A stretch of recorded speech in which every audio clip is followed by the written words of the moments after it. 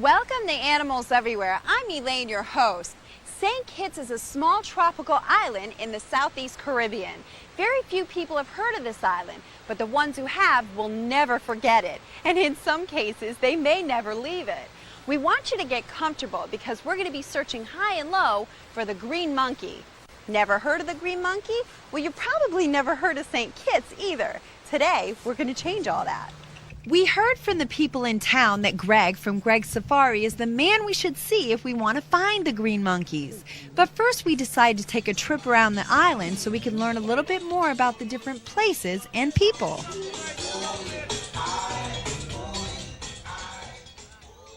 Thankfully, we found our very own tour guide for the day, Avrillette. Avrillette works at the Marriott Resort where we were staying, and she was born and raised in St. Kitts, and she knows every place and everybody on the island.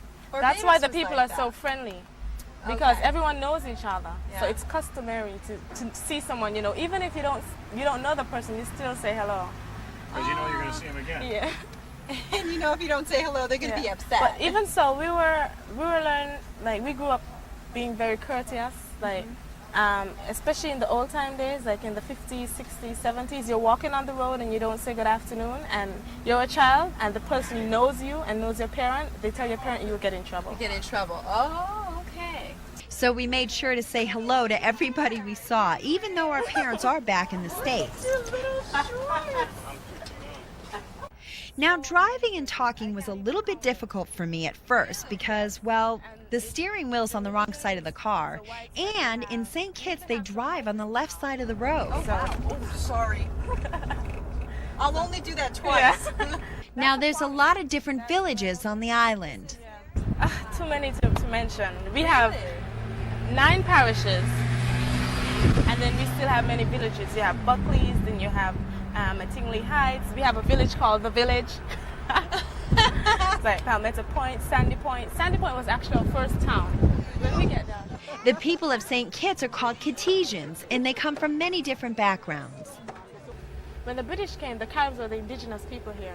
And then the French came. They had a treaty where St. Kitts was divided into the French and the British. Okay. But then the British and the French, they teamed up against the Caribs because they cannot officially own the island and say, okay, they discovered this island because they met people here. Right across here, all of this is sugarcane, but it's not full grown as yet. How tall does it get when it's full grown? About 5 to 6 feet. Now, how do they grow the sugar cane here? Okay, what happens is they plant it at first, and then at crop time, they don't pull it out. They just cut it so that it grows up again. And then maybe like every 2 to 3 years, they burn the field to fertilize the ground. Oh, wow. So we call it the slash and burn process. It's the number one ways we use to fertilize the ground is to every once in a while burn the cane fields. After driving around for a little bit, Avrillette asked me to pull over so we can have a small snack. Okay, now I want my viewers of the show, I want you to smell them. Can you smell that? It's really crisp. It's like citrusy. Yeah. That's great. So in other words, if you wanted to just like grab some fruit on the way home, say, you just drive, you stop on the side of the road, you pick it and you bring it home. Or even if it's in a yard, you can just ask the owners if you can have some fruit, and most likely they're happy to give you some. Because usually the people who own the trees take them for granted. We have so many fruit trees in our yard and we never pick them. Most people eat them. Because we have them there all the time. Do you know how much this would cost at Stop and Shop back where we live? How much? It would be expensive. Really? Oh yeah, for one it's probably, oh I don't know, like $1 something Get out. for one. Honestly? Yeah. U.S.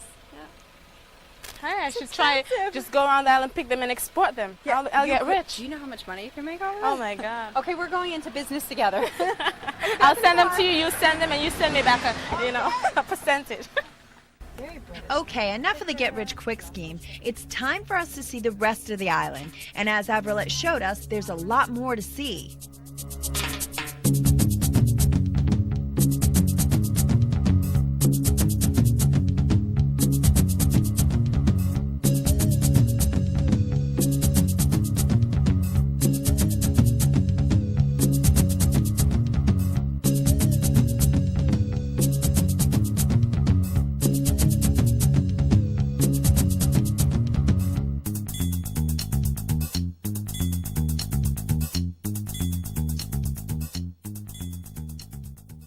The green monkeys are so common on this island, some locals keep them as pets, like Marvin with his monkey Montclair. Look, you're in film. Ah, say you're famous. Don't get shy. What do you feed him? Nutritious balance, eh? Peanuts. Peanuts. You know, anything you like, cucumber, Yeah. cabbage, everything, ice cream, Ice cream. anything you like. Ice cream? Wow. No, would he run away from you if you No. unhooked him? No. Only, Only when he gets scared. Too nice, too nice. Ah. The green monkeys were given their name because of the green fur that runs down the back of their head and neck. After we met Marvin and Montclair, we ran into Leroy and his monkeys.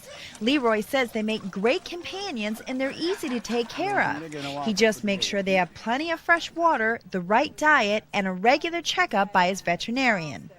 Now I could spend the whole entire week just driving around meeting people like Marvin and Leroy, but it was time for us to meet up with Greg. Now Greg wanted us to experience the monkeys' natural habitat, so he drove us to the base of a rainforest, where we were going to be hiking up through the rainforest to the top of a volcano. We have an exciting hike ahead of us. I'm taking you up a mountain that's 3,800 feet high. And you expect me to get all the way up there, I right? hope so. Okay, if I don't make it, are you going to carry me down? We'll have Chris with me today. Maybe two of us Chris, you can do carry it me together. Yes, absolutely. Okay. So we started our hike into the rainforest in search of the green monkeys. Green monkeys were introduced as pets here in St. Kitts by the French in the 17th century. It's kind of funny, but the English write in their own history that the French purposefully let their monkeys, their pet monkeys, go when they were kicked out of the island in 1703 because they knew, the French knew, that the monkeys would be a problem to the English planters. Unfortunately, on most parts of the island, the monkeys are considered a nuisance or a pest, kind of like the way I consider cameraman Ed. The thing about these monkeys too is that they're very destructive to the farmers' crops. This is why they're a problem for us, unfortunately. You know, living for 40 years and having an appetite like that, you can imagine, come upon a vegetable patch and in half an hour the whole vegetable patch is gone, you know. So the farmers here are forced to employ dogs, wind chimes, you know, scarecrows, they try everything and scare the monkeys away. Does it work? Or? It does work, and you know, but the monkeys are smarter, so every week or every other week they have to come around and change the decoy to make sure that the monkeys are kept on their toes. They're like us. They learn. They're right. very smart. Yes, exactly.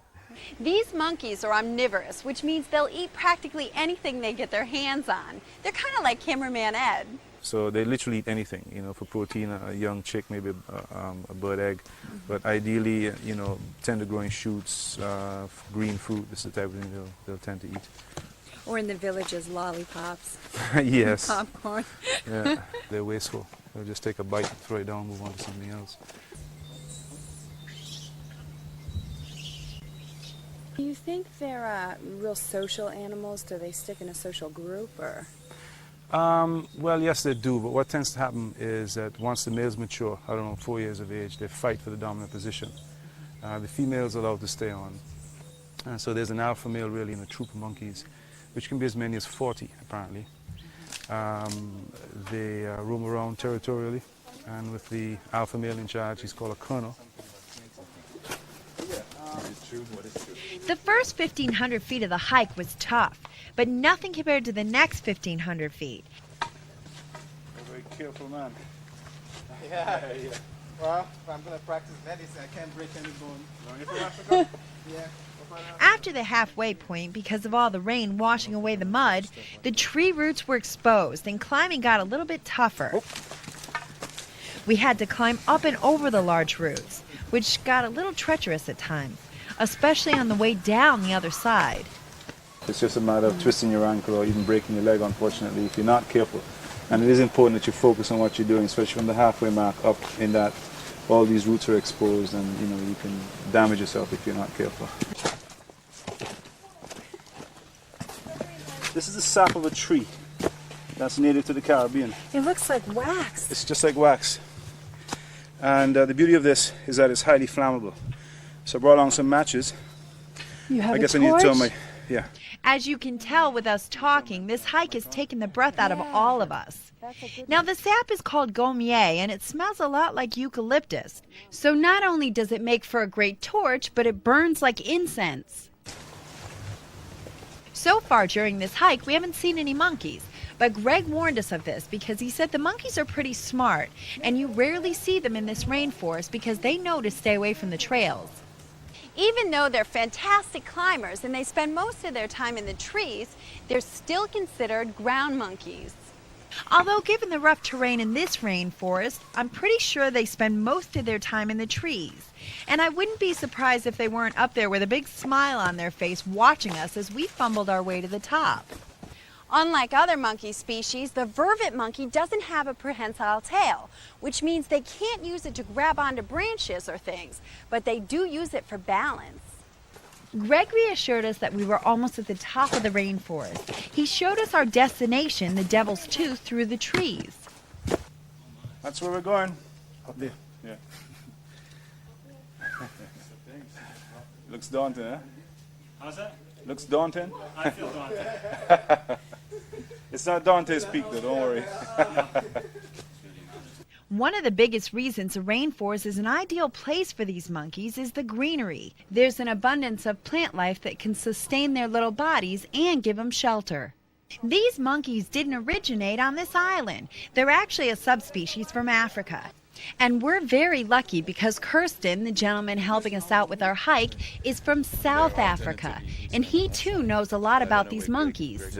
These monkeys evolved in Africa, and there's at least 20 subspecies, which is also a debatable point because subspecies is just a variation of anything. If I am darker skinned because I live in a place where there's a lot of sun, I would technically be a subspecies.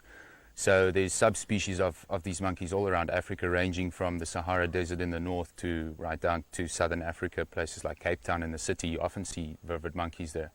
And they can also even there become a problem as primates. Oh, really? So they're a pest in Africa too at some point? Very often they're a pest. Very often they're fantastic because you watch them in nature. You see them and they can be well-natured if they're not too used to the humans around the areas and so on. So they can be both, yeah. If it was up to me, I'd call them the blue belly monkeys because their skin looks blue. Are there any differences from the ones here and the ones in Africa? Physically, to answer that question, they seem to appear a little bit more green, to be honest. Oh, here they do. The subspecies that I work with mostly in Africa, which is in southern Africa, is more grey. And in fact, some people call them the grey vervet monkeys. Here they're called green monkeys or then even a yellowish even color to them sometimes.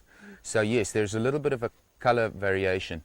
Also, you mentioned earlier the coloration on the belly and even of the sexual reproductive organs are very often intensely colored. And if that is true, that it is less colored here on St. Kitts, that would be an interesting point of study and research because that would have a reason definitely for that. It's a very important trademark of monkeys in Africa to have that coloration.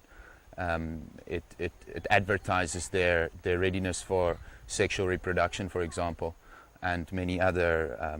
like dominance and stuff like that? It might very well advertise dominance of different males especially, and in the case of females, like we say, reproductive status. So she's ready for mating. Almost to the top, everybody. Welcome to the volcano rim. Oh my God, we're at the top? Yeah, volcano This is down there. it? Yeah. And this is the cloud forest, eh? Oh, wow. And you can see the pinnacle as well that we saw from lower down just there. Oh, okay, so that's the big rock. Yeah. And just for our viewers, so they understand, this is real sweat, right? Yeah. And real dirt, and it was real rain. This is amazing. It's kind of clear though, I can see some blue sky there. At the edge of the volcano, it was unbelievably windy, and because the path was so skinny, the handful of people made it hard to move around. It doesn't seem like much when you get to the top, but once you look over, the view is spectacular. Do the monkeys come up to this high level, which by the way is giving me a little bit anxiety? Yes, they do. Yeah. They do? Really? And what's cool too is you can sometimes look down over this giant crater, when it's clear of course, and see troops of monkeys running across, scampering across the savanna at the bottom of the crater. Really? Yes, it's really quite neat because the crater floor is approximately 800 feet below us. And so looking down 800 feet and seeing a troop of 50 monkeys or so run across that savanna can be quite a treat. Wow. Yes. But today, unfortunately, we have a lot of clouds, so we can't see down there. Right. So, but hence goes the cloud forest, Cloud forest, right? And if you notice, the trees are dwarfed and full of mosses because of that perpetual moisture. Yeah. Right. Thankfully, Greg anticipated we were all going to be hungry because he packed food for us. After our light lunch, we started heading back down. And believe me when I say it was just as hard going down as it was coming up.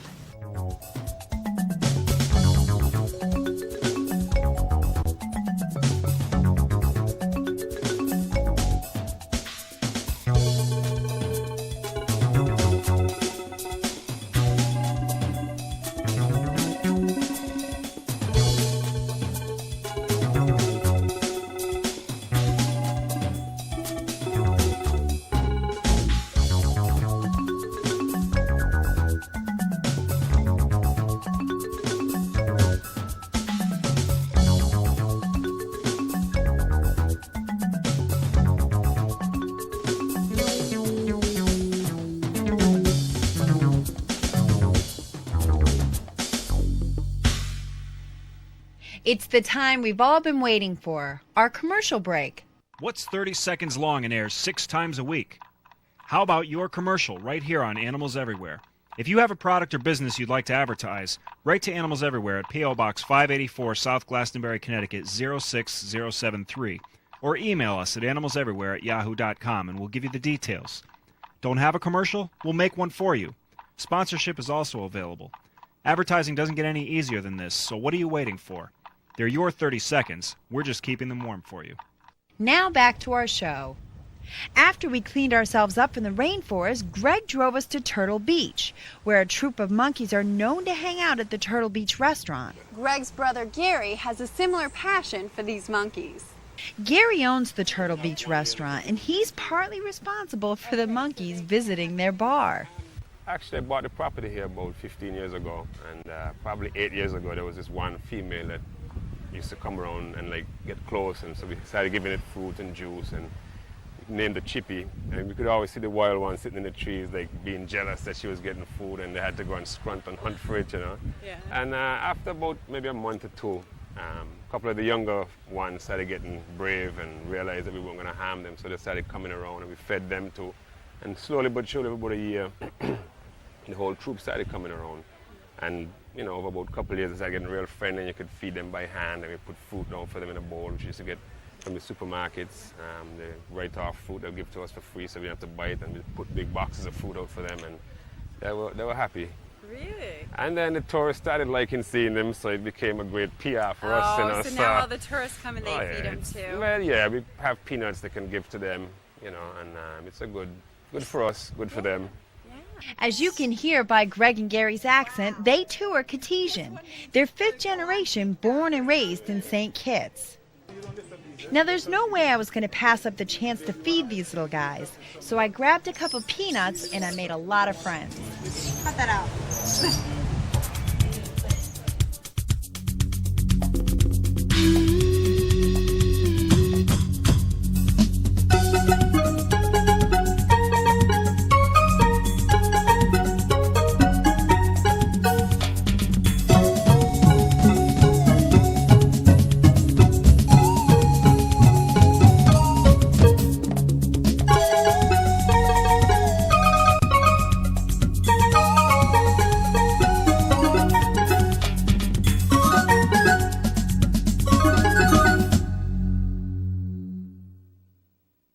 After having lunch at the Turtle Beach restaurant, I can see why the monkeys prefer to eat there. The food was fantastic. It's important to watch your food because these guys are little thieves. You don't take it back, you're careful there. Be very careful there. Bite you. Okay. Be careful now. Here. They have really bad table manners.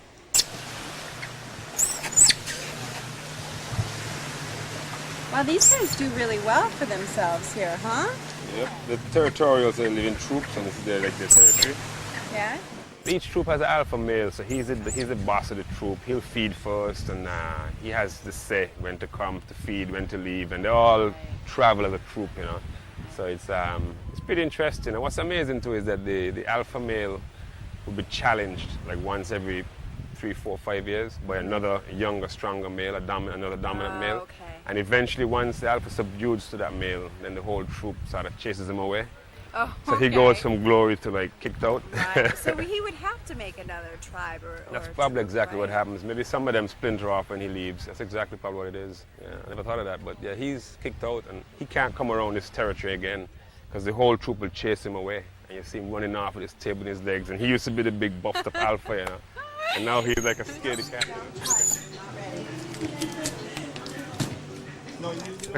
I noticed a lot of them have little ones. Yeah. Is this the time of year where they have little ones? Yeah, actually the last maybe 2 or 3 weeks they've been having a lot of young, and it seems to be around this time of the year, August, September.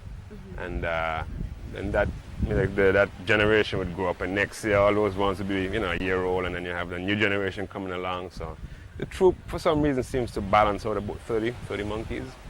They give birth to one offspring at a time. The babies are the cutest. When they're born, they weigh between 10 ounces and a pound. Kind of surprising they can actually give birth to this thing about this big, but Yeah, I know, because when I see them, they're decent size. yeah. Like, how old do you think the ones were hanging? Those ones that were here earlier, probably, I would guess, maybe a month. A month? Yeah. And the one you saw with a very pink face, that's probably about a week old, or a little less, yeah.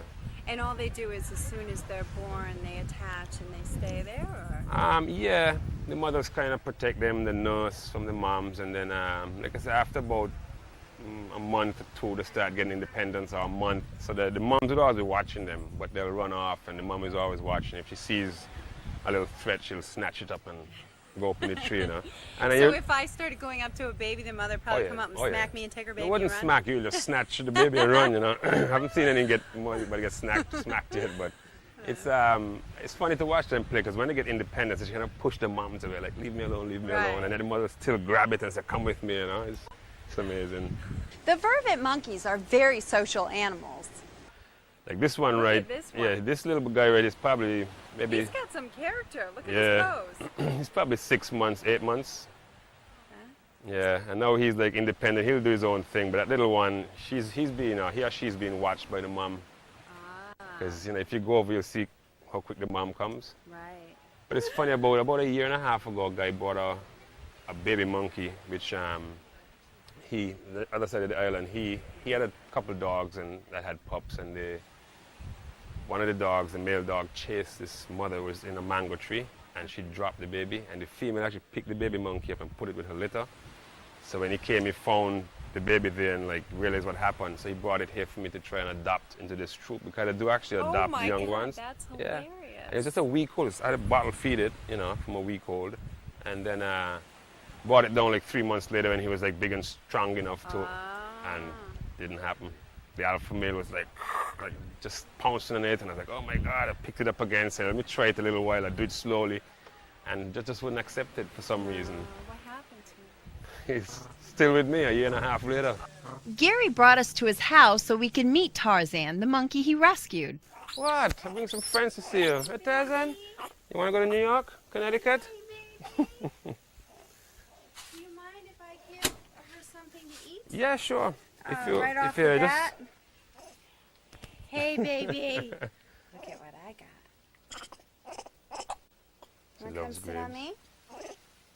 You come sit on me. There you go, girl. I got a tail around my neck. There you go, girl.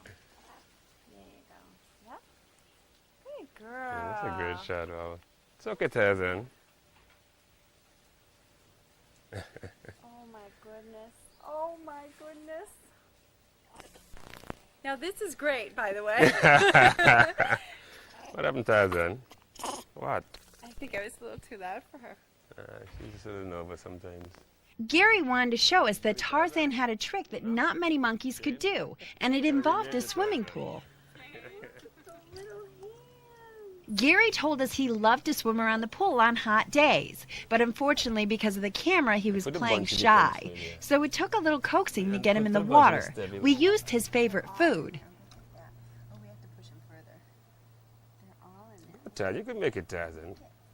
He's like, oh, I got a problem here, better go in. I was pretty amazed, but Gary said that was nothing. He can actually swim.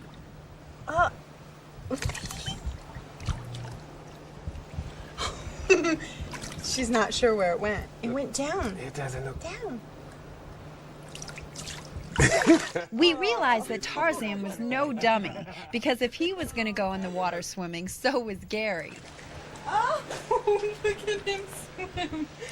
Look at her go. Come here. Oh, come here.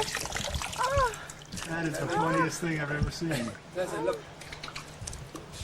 I go. Oh, she's going back in the water. She just washed her face. Oh, did she? Yeah.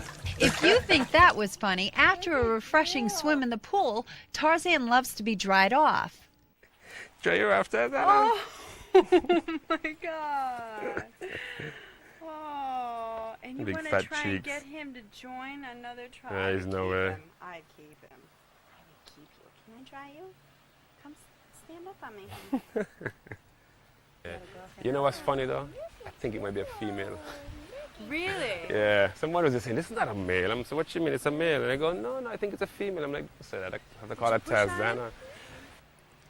If you ask me, Tarzana has the perfect life. She has a great place to live, the nicest owner, and a banana tree right outside her door. Gary doesn't just have a swimming monkey, he also has a pig that lives next to the restaurant on the beach, named Wilbur. Now, Wilbur loves to swim in the ocean.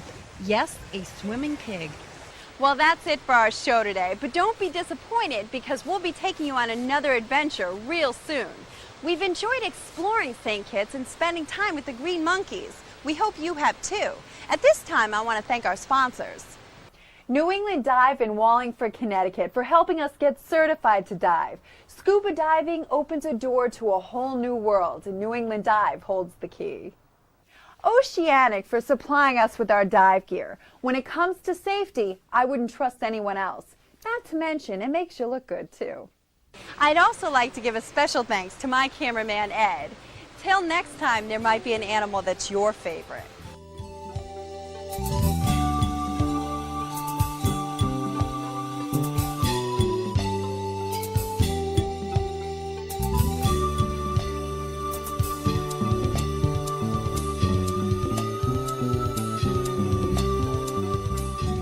If you have any questions or comments about the show, write to Elaine at Animals Everywhere, P.O. Box 584, South Glastonbury, Connecticut 06073, or email us at animalseverywhere@yahoo.com.